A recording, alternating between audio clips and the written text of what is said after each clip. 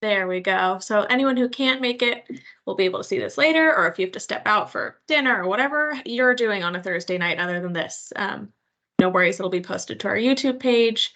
So thinking of the timeline of what students should generally be doing during their high school experience to be ready for when they get to graduation and are making decisions. Ninth graders, our biggest encouragement is that they're just learning to be good students or continuing to be good students.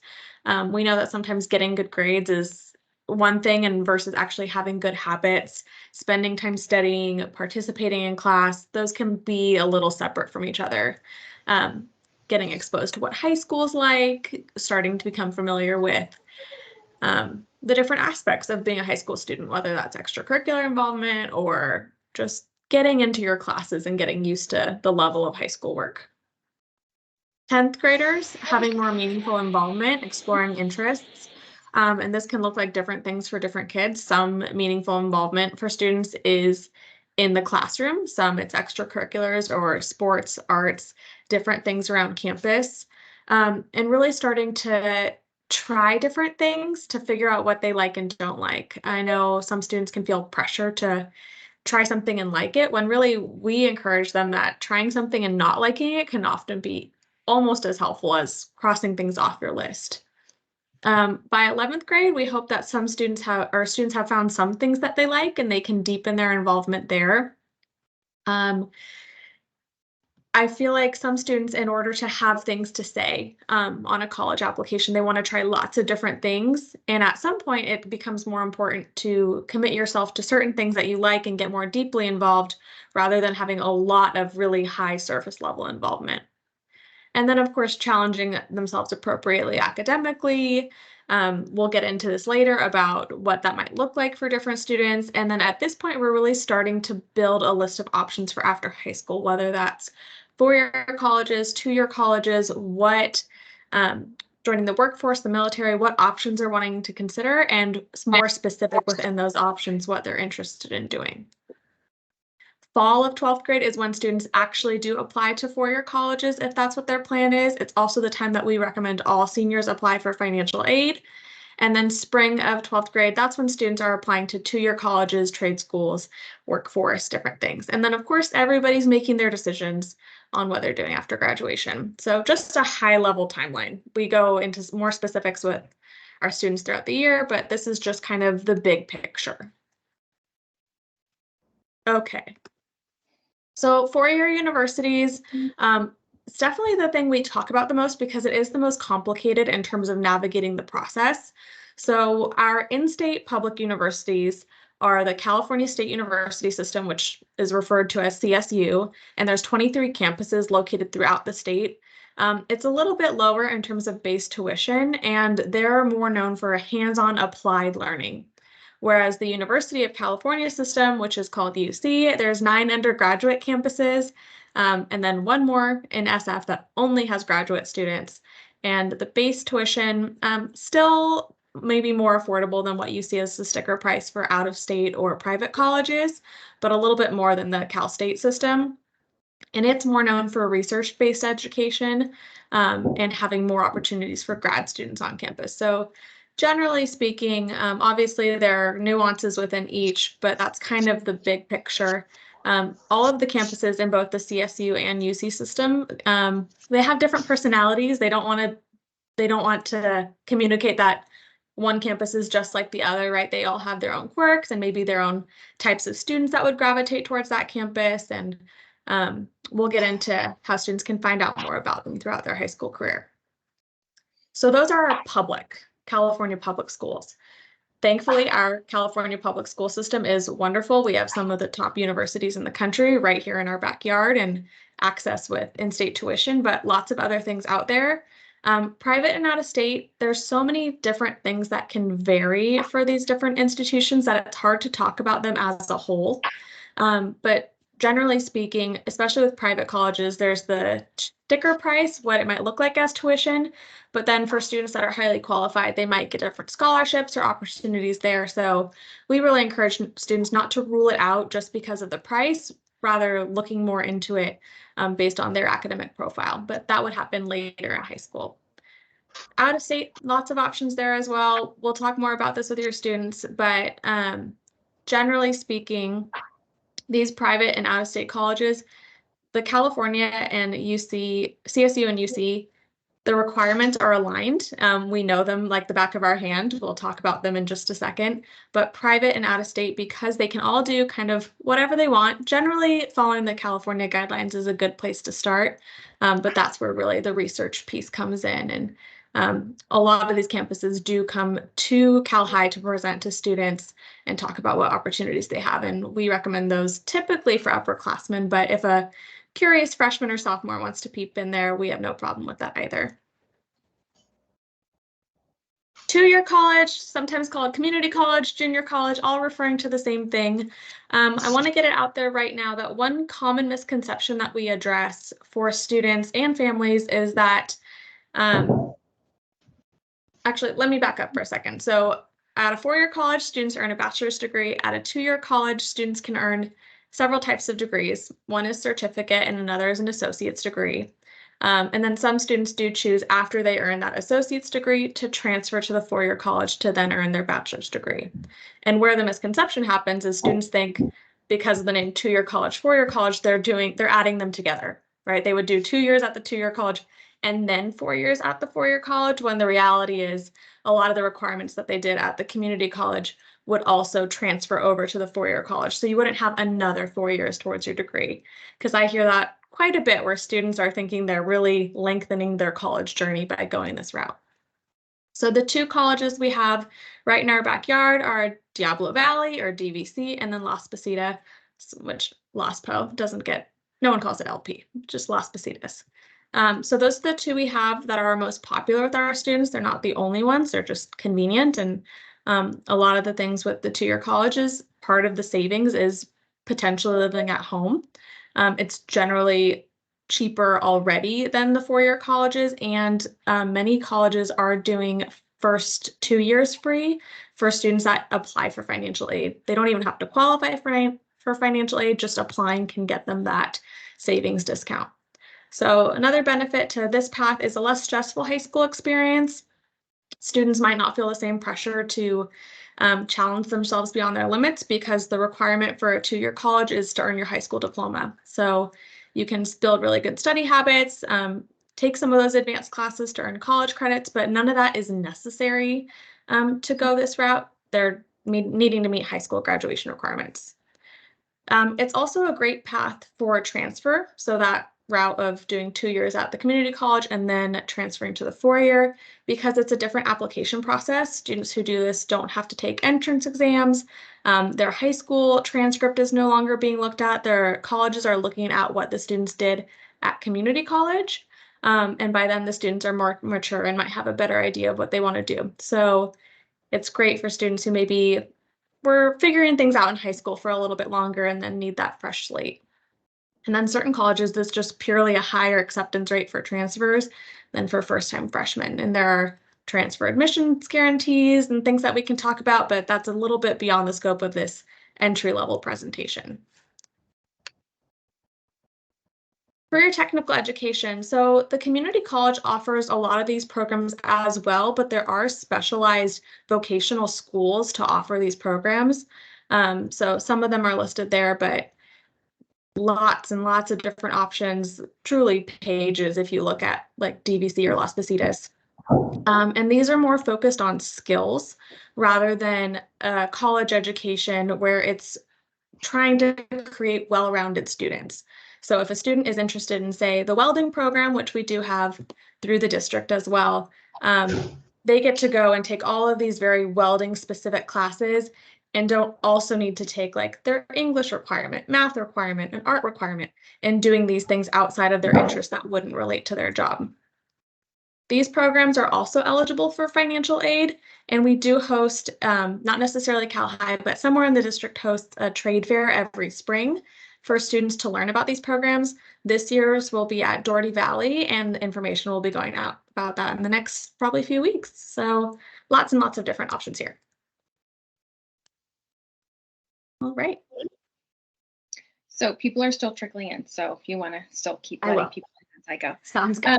Yeah, so one of the things that Kelly mentioned earlier was the kind of standardized requirements for the UC and CSU schools. And again, this is direct admission direct out of high school.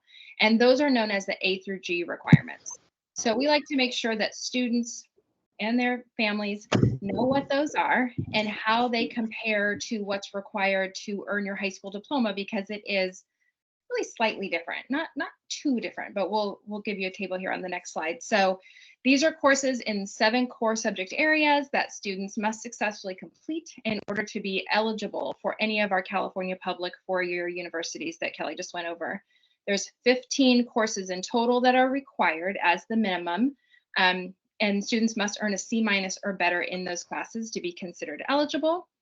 And generally, we notice that private and out-of-state schools have very similar requirements as these, but it is important that students, if they are thinking about other universities to apply to, again, right out of high school, that they look at their websites and make sure that they're meeting all the requirements, because sometimes you might find an extra year of math thrown in there or an extra year of science thrown in there that isn't part of the California requirements.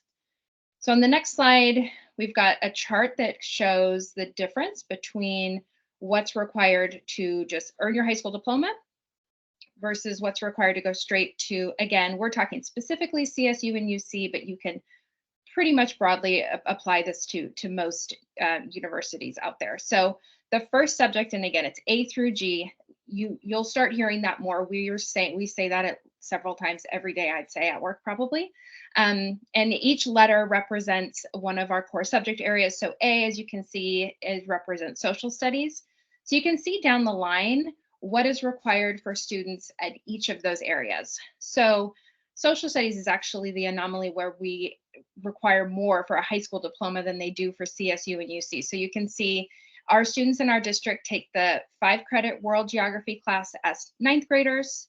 In 10th grade, they take the full year of world history, full year of US history in 11th grade, and then the government econ class in 12th grade. But if you look over down the line for CSU and UC both, they just both require 1 year of world history and 1 year of US history. Or, as you can see, there's an exception, like 1 semester of US or 1 semester of Gov. Going down the line, English, this one is the same across the board, 4 years of an English class. So again, students will be in English all 4 years when they're with us, regardless of their post-high school plans. For math, it's just 2 years required for high school graduation, actually. So one of those has to be getting through at least Algebra 1. And then you can see for UC and CSU, the Algebra 1, Geometry, and Algebra 2 at a minimum, 4th year recommended for both. We really do recommend math for all 4 years for almost all of our students. Moving on to science. So for all 3, it's just 2 years required, 1 physical science. Our 9th graders typically take biology. Our 10th graders typically take chemistry or physics, and that meets the requirement for high school and the minimum requirement for both university systems. A 3rd year is recommended for UC. And honestly, as you start to become more familiar, you'll start to know, which of the CSUs and UCs might be more competitive to gain admissions to. And that's just because a lot of people want to go to certain campuses. They get more applications. So we start to kind of recommend, a 3rd year of science might be a good idea for certain CSU campuses, right? And it also, depending on what a student thinks they might want to major in, are you going to major in a science field? It might be a good idea to take more science in high school. So this can also be tailored, obviously, to the student, but this is kind of the bare minimum.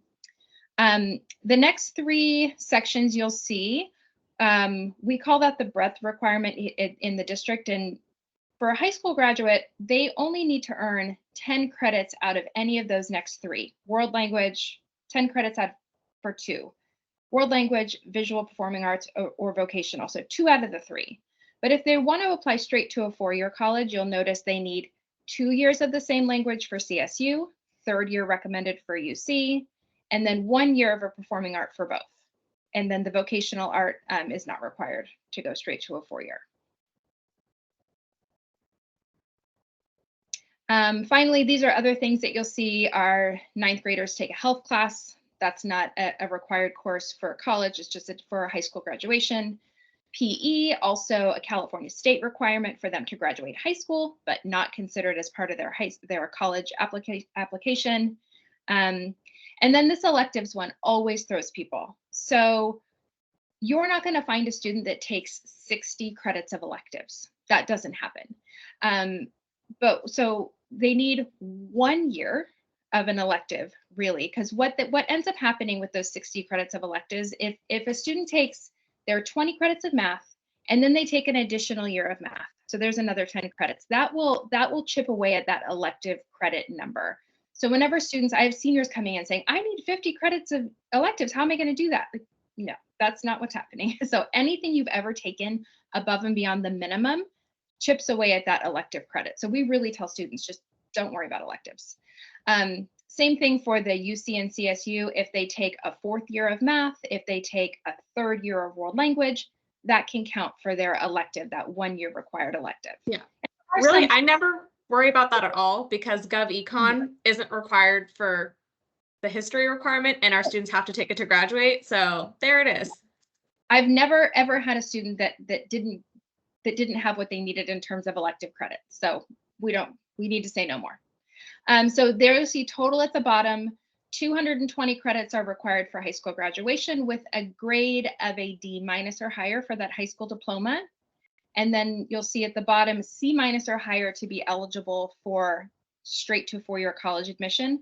So that's when we start having conversations about summer school with students. If they earn lower than a C- and they want to remain eligible to apply straight to a 4-year university, that's when we register them for summer school if it's in one of their core classes with us, or they could retake the course the next year, depending on the class. So that's kind of the simplified breakdown of what it takes to graduate from high school compared to what it takes to go straight to a 4-year university. And this doesn't have anything to do with transferring from a community college to a 4-year, like we talked about a little bit before. This is just either graduate and then go straight. Yeah, and I would say generally speaking, the places where there might be a hang up with those private and out-of-state schools, it's that sometimes they want biochem and physics is the one thing, and then other times it's like 4 years of math is required. It's not a recommendation. Is kind of the two we see the most. Yeah, and sometimes it'll surprise you with that math requirement. So it is important that students research the schools that they're applying to. We know a lot, but we don't know all of it. So if it's on their application, they should be looking into it and finding out. And we've got tools for that we'll talk about also in a little bit. Yeah, and I do see a couple of hands raised. The Q&A is open if you have kind of a topic that you want us to expand on a little bit, or if potentially we have some time at the end. Okay, so switching to the gears of entrance exams, we know there tends to be a lot of questions about this because there have been some changes in the very, very recent past. So what we're talking about are SAT or ACT, which have historically been tests that students have had to go on a weekend, sit for, study for, and then send their scores to colleges. So many colleges are not requiring these anymore, which is why things are a little bit up in the air. To talk about those for the schools that do, though, you can see the sections that each of the tests have. SAT and ACT serve the same function. They're both college entrance exams, but colleges don't have a preference which one students take. So really it's whatever suits your students' strengths better if they need them at all. So SAT is out of 1,600, ACT is out of 36. AP exams, some people think that those are entrance exams, but really those scores are used for college credit, not actually for determining whether or not a student would be admitted to a certain college. So yes, the breakdown of entrance exams, community colleges have never required them. They continue to not require them. Our Cal State campuses, CSU, they're not using them right now, but they haven't come out to say whether it's a permanent suspension or a temporary suspension. So as of now, right, like this year seniors, next year seniors, they will not need to submit for CSU. We don't know though the kind of timeline on that. The UC, on the other hand, has committed to test blind admissions, meaning that they will not be using tests to determine whether or not students are accepted to their campuses. They could be used whether to place students into certain classes, right, to determine if you need a supported English class or not. But that would happen after students had already got whether or not they got in. Private out-of-state, this is kind of what I was talking about earlier, where they all get to do their own thing, and fairtest.org can be a really useful kind of one-stop shop to see what campuses are test optional, meaning you can submit scores if you think it's in your favor. Right, it's a personal decision whether or not you're submitting scores versus test blind, meaning they're not using it, or test required, saying, yes, we need scores for all students. If students are taking these exams, we have many students that kind of just want to try to see how they do. They're maybe not sure where they're applying. That typically happens in spring of 11th grade through fall of 12th grade. So they might have a practice, like a PSAT before that, but really taking those tests happens spring of junior year through sometimes even November, December of senior year. And really, we try to impart to students that even if they are applying to colleges that do need it, not to take it much earlier than that. They haven't necessarily had the time to build those academic skills to do as well on those tests as they would like.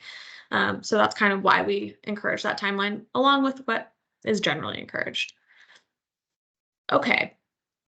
So high-level overview of how students are evaluated for four-year colleges. Like we said, community college, the requirement is to graduate from high school, and workforce, military have other requirements.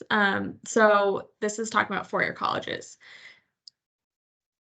Even colleges that review holistically, meaning they look at the whole student, are still going to favor academics, right? College is an academic environment. They want to make sure that students can do well in their classes. So they'll look at course selection. This can mean in terms of what did they take that was available to them? Did they challenge themselves appropriately? Beyond that, though, and maybe some students don't realize, their GPA is looked at, but also the colleges look for grade trends, right? Did you start strong and kind of get shakier over the time of high school, or maybe it took you a little bit of time to adjust and you've done better and better every year? They're looking at those things as well. So those things really all colleges are going to be doing. Where it becomes a case-by-case basis is these other factors. So extracurricular activities can look like a wide variety of things, whether that's community service, having a part-time job, being on sports teams, family obligations, right? Colleges do recognize that for some students, outside of school activities aren't really possible if they need help at home, or there's other things going on in their family that just don't allow for that. So what makes sense for certain students will vary greatly based on their interests and abilities. Personal essays, right? Some colleges ask students to write about themselves or a certain topic and others don't. So for instance, CSU doesn't have a space for that, whereas UC does. Recommendation letters aren't required for any of our California public schools, but some out-of-state or private schools might ask for recommendation letters from either a counselor or a student's teachers. They might even look at other recommendation letters from, say, like a coach or a pastor, but those often are not required. So kind of depends there. Very few, but still some colleges will have an interview where an alumni or a employee of the college will meet with the student in person or virtually to just get some FaceTime with them and a chance to chat. And then the entrance exams, which is what we were just talking about. So some of those things, and it will vary by the college and also vary by how important those things are to certain colleges, and they'll put different weights on that. Okay, we get lots of questions about GPAs. I think I was just talking to a student today who was asking how to calculate a GPA. So this is kind of a really rough breakdown. So a GPA is calculated by assigning each letter grade a point value, which is broken down there. And then all of the grade points are added together and divided by the total number of classes. So that's how a GPA is calculated. One of the first differences is a cumulative GPA versus a term GPA. You might see those different things in Infinite Campus and wonder what they are. So cumulative is everything on a student's transcript, whereas term is just talking about this past semester. So cumulative GPA is generally what the colleges look at, versus term might matter more for like sports eligibility or other things where we're just looking at how they did in the most recent semester. Weighted versus unweighted. So unweighted Well, weighted is the GPA when you're taking honors and AP courses into account. When students get a C or better in an honors or AP class, they get an extra grade point for each of those. So instead of an A being worth 4, it's worth 5. Instead of a B being worth 3, it's worth 4. Same with the C. D's and F's don't get weighted, which I think is important information, not because we're so focused on what a student's GPA is, but I just think it really speaks to the fact that we don't want students putting so much on their plate and relying on a weighted GPA to make up for it, right? We're really wanting students to pick a reasonable course load where they're going to be successful, so their hard work is actually reflected versus overburdening themselves and not passing classes. And then A through G GPA, that's what our public schools in California are going to use. It's only A through G approved classes, so things like PE or TA aren't factored in. So it's only those classes that are college prep.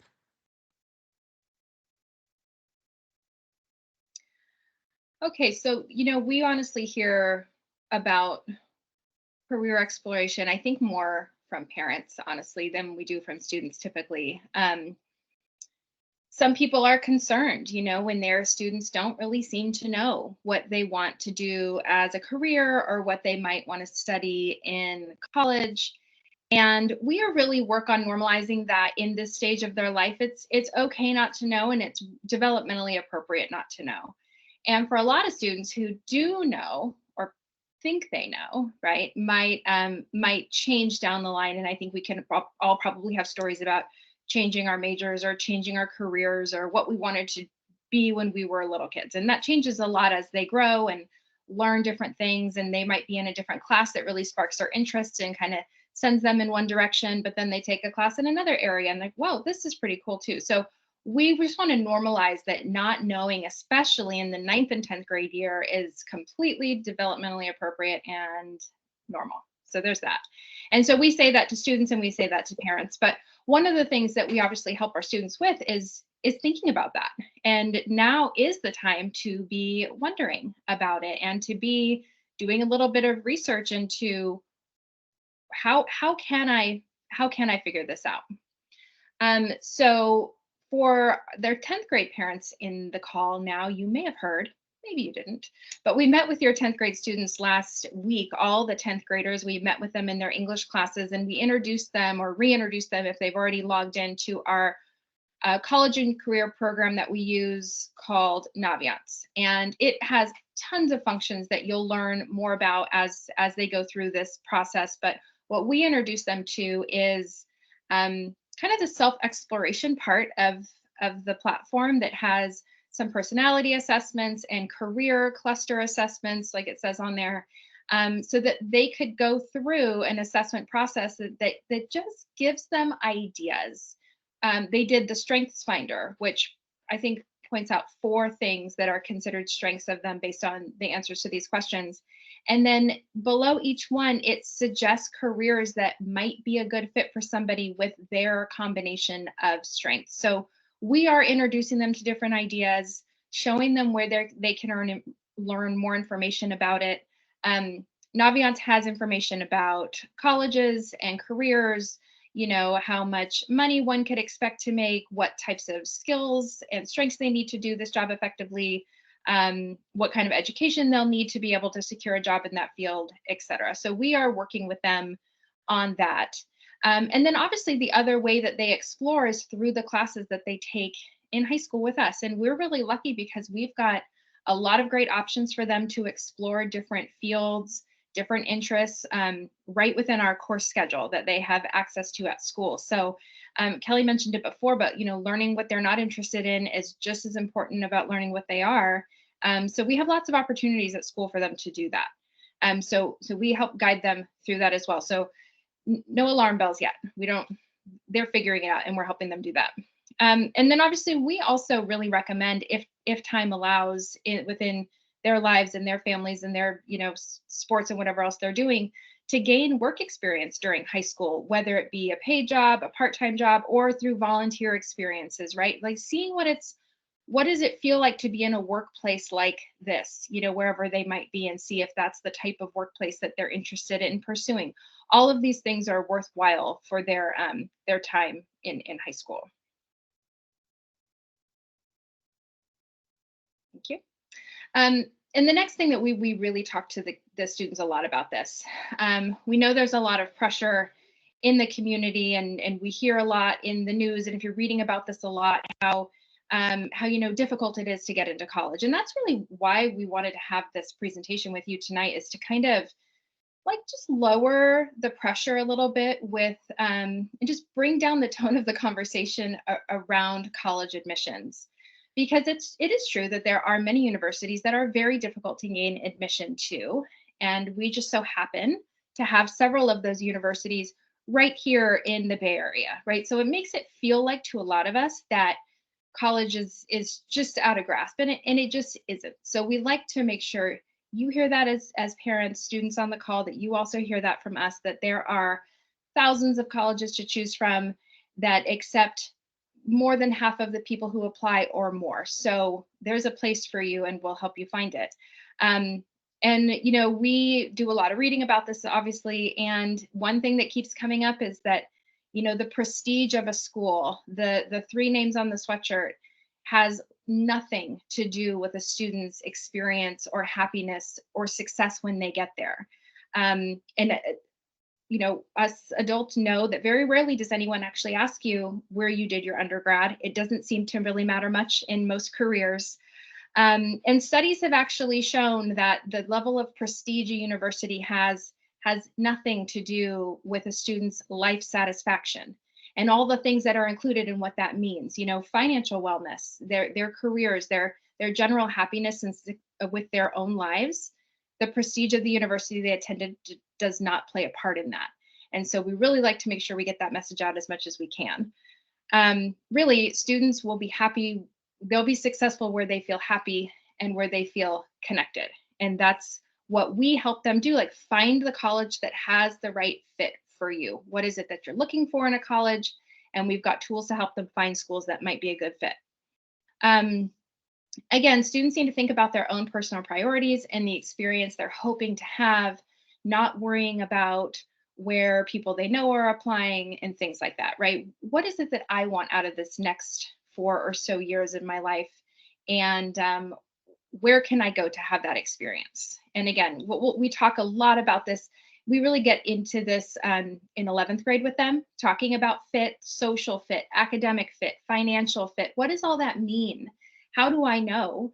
And what are the tools that I have to help me find the answers to those questions? And so again, this is kind of like an upper level kind of summary of really what we do with the students their whole 4 years with us.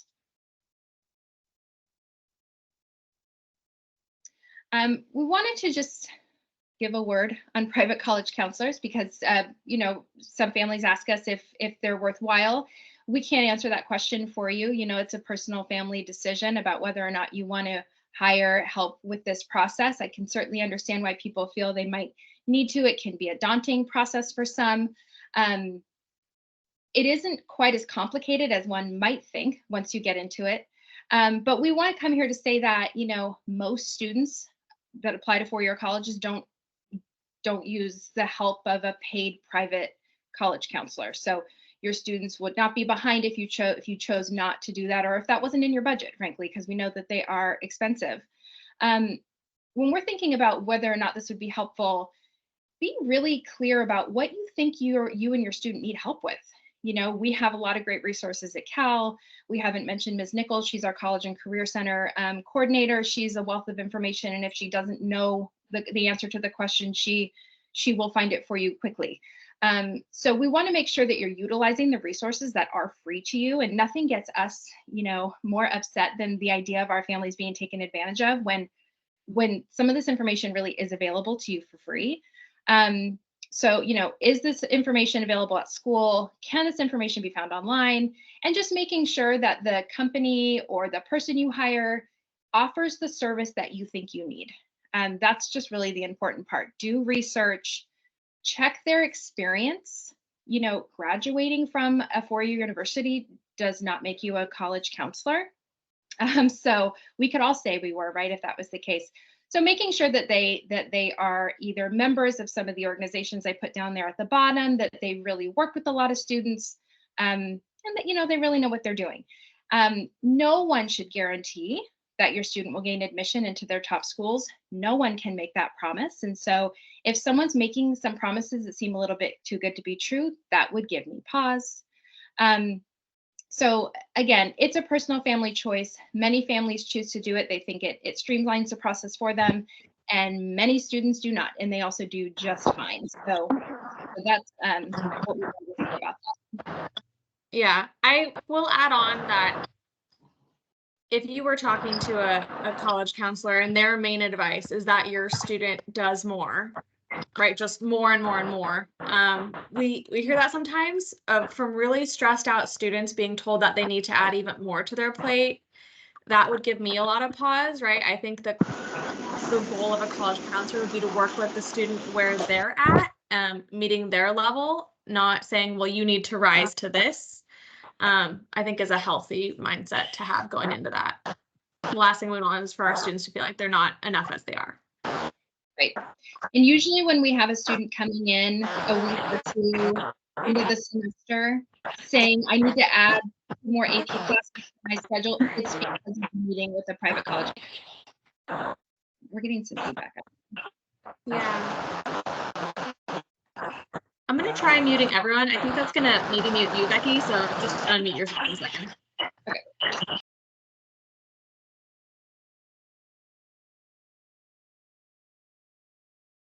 Okay, I think we're good to go. Thank you.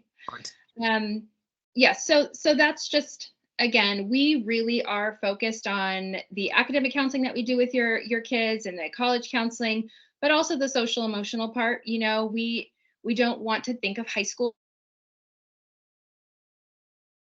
in high school are a special 4 years that deserve their own focus, and there's a lot to do in high school that doesn't have to do with just getting into college. And so we really try to maintain that balance with our students as much as we can.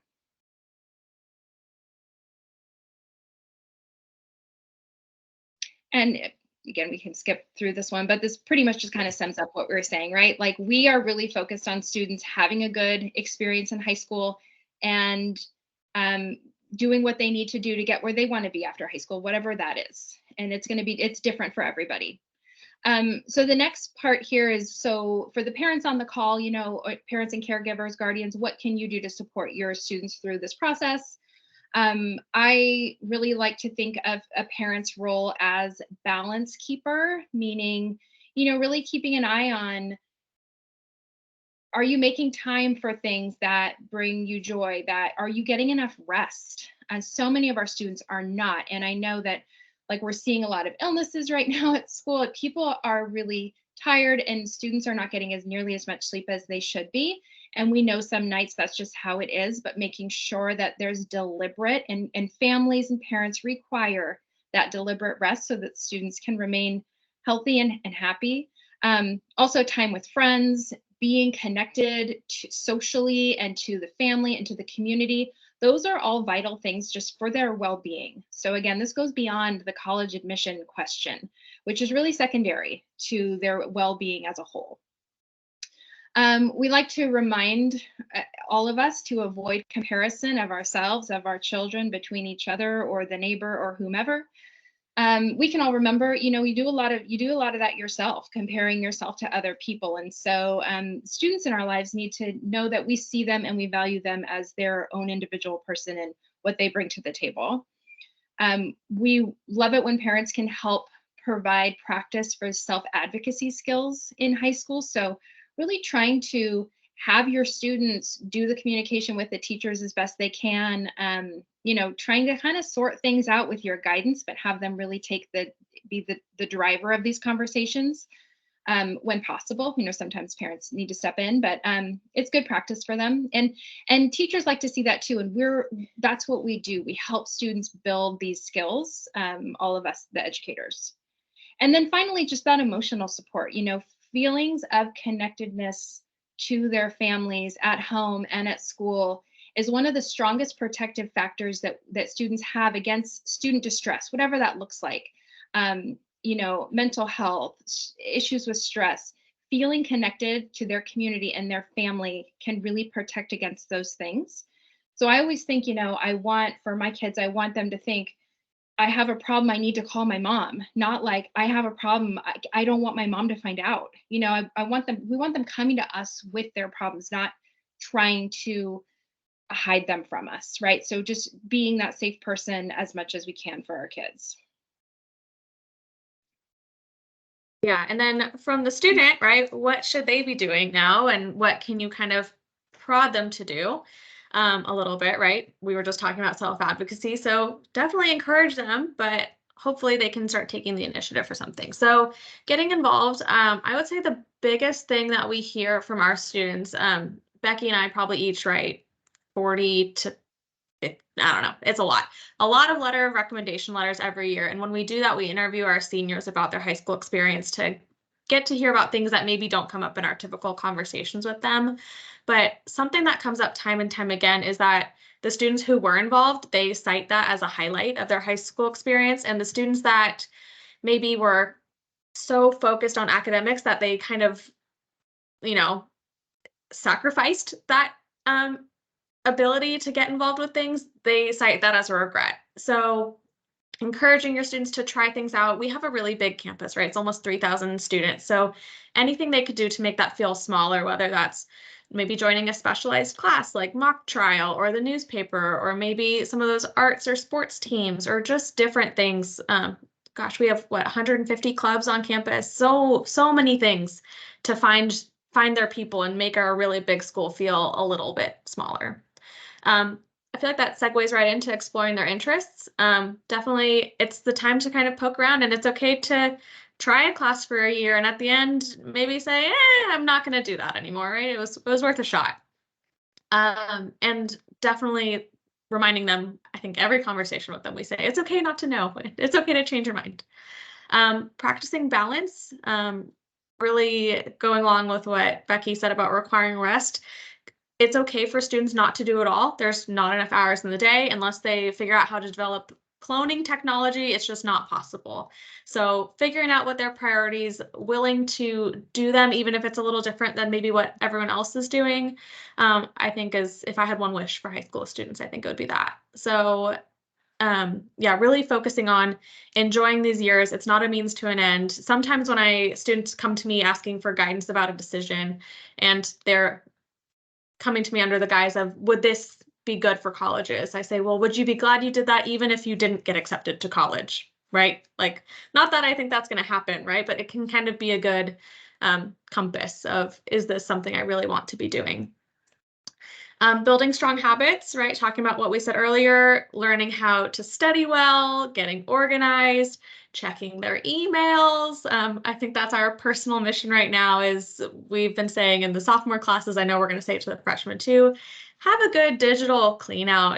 If you have, I think like half the students raise their hand at having more than 2,000 emails in their Gmail, and inevitably they miss things. So a good scrub there, getting organized, practicing those professional skills, and then asking for help when they need it. I always give kudos to students who come to us kind of at the first sign of a problem, or even if it's been going on a long time, but especially for those kids that are like, I'm starting to notice this, what can we do to change the path a little bit, is excellent idea. Some recommended reading. If what you heard tonight, you're wanting more of it, here's 3 books that kind of all take a different lens on these topics. Never Enough, about achievement culture. I don't think it's any secret that our district and our city we live in, there's a lot of pressure from the community and peers about getting into those really top name colleges. And this talks about the impact it has on our kids and how we can help support them in navigating that. Truth About College Admissions goes through a lot of different things, really breaks it down in layman's terms for families, and also is geared towards both parents and students about how sometimes this process can bring out some tension, just the drive from the student to feel independent and the parent to feel like they know what's going on, and that can cause a little bit of friction. So this book really talks about how to navigate that. And then How to Raise an Adult is more, it's not so specific about college admissions, it's more general parenting. But 3 recommended reads from your Cal High counseling team. And if any books that are like the things colleges don't want you to know.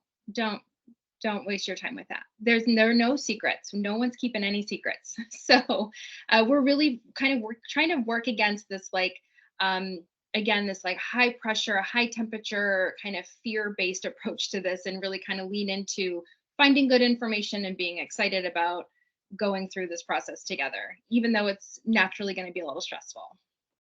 Yeah, and we totally understand that it can be hard, because if there was some magic formula of A plus B equals acceptance, anyone who figured it out would be rich, but that's just not the case, right? There's so much nuance and so much difference between colleges and students and how that all interacts together, that everyone's just doing their best, and that's, where things are at. So,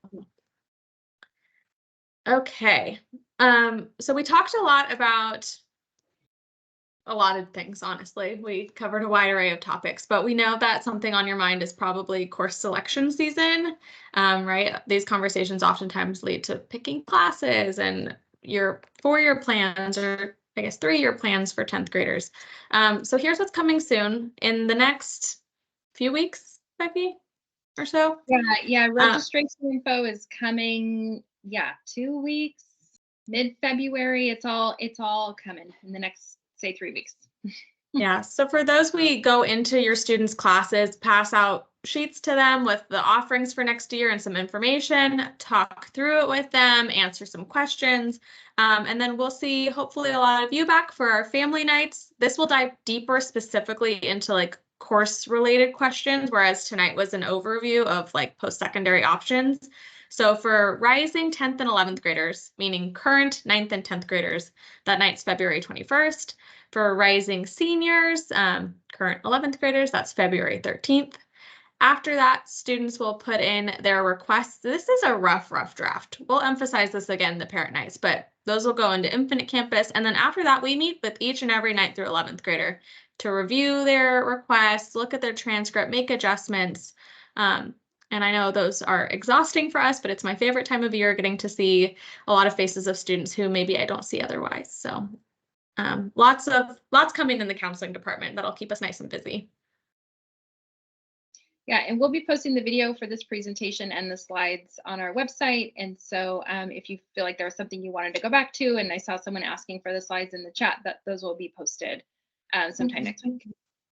Yeah, so I do see some questions in the Q&A that seem appropriate for this setting. So we'll go through a few of those if that's okay with you, Becky.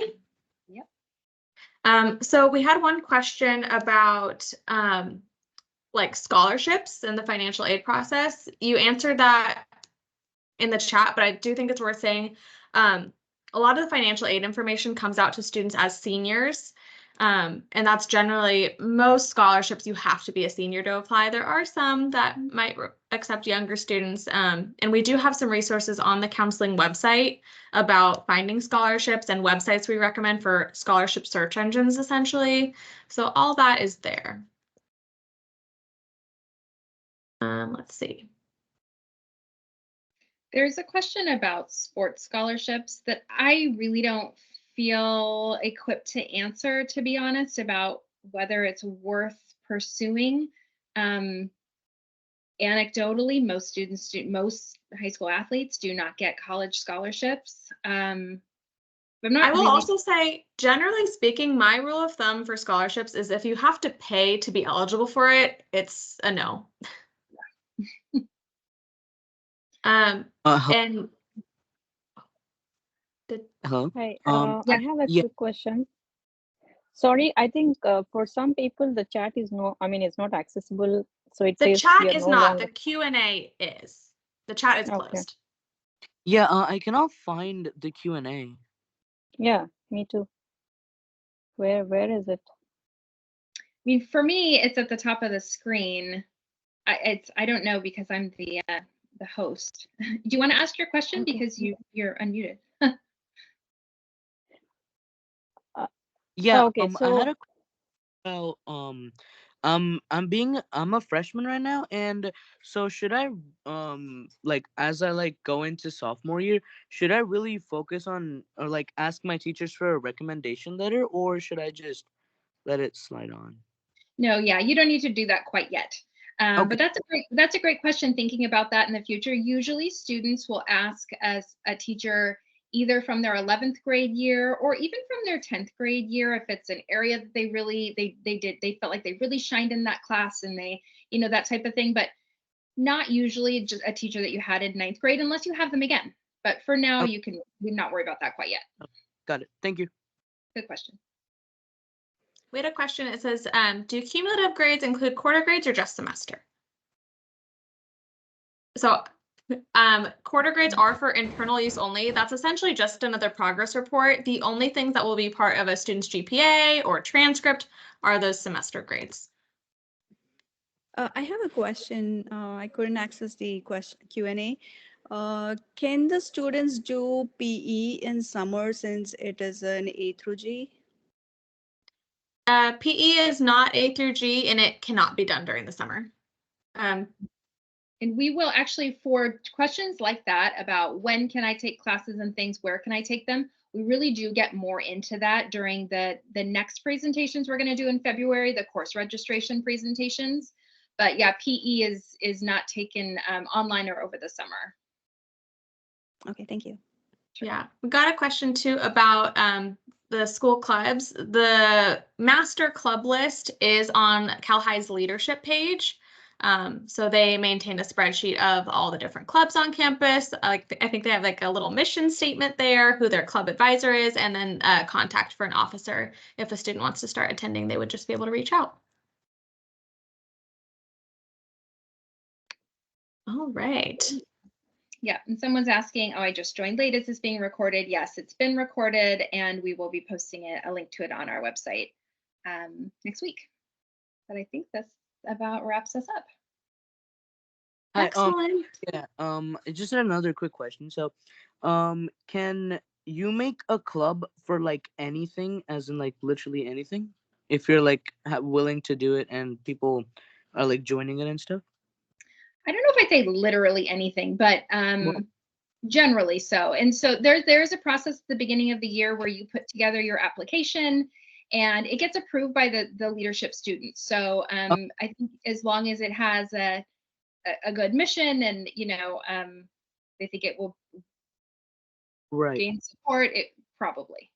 I think generally speaking too, it has to be different from an already existing club. Okay. Yeah. Okay. Thank you. No problem. And then, oh, I think the person missed the answer to this in the Q&A. For UC-CSU, they're asking what GPA is used. It'll generally be the weighted A through G GPA, but they will see both. So that's something kind of that I talked about earlier, that they're going to look at how students did in their classes and also how they challenge themselves. And the GPA, sometimes it can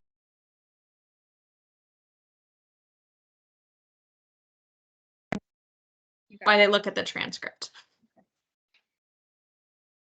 Excellent. Well, thank you all for being an engaged audience. We hope this was helpful to you. It will be on our YouTube page soon, and we hope to see you again for those family night presentations that are going to be here before we know it. Yep. Thanks, everybody. Have a great night. Thanks. Bye-bye. Thank you. Thank you.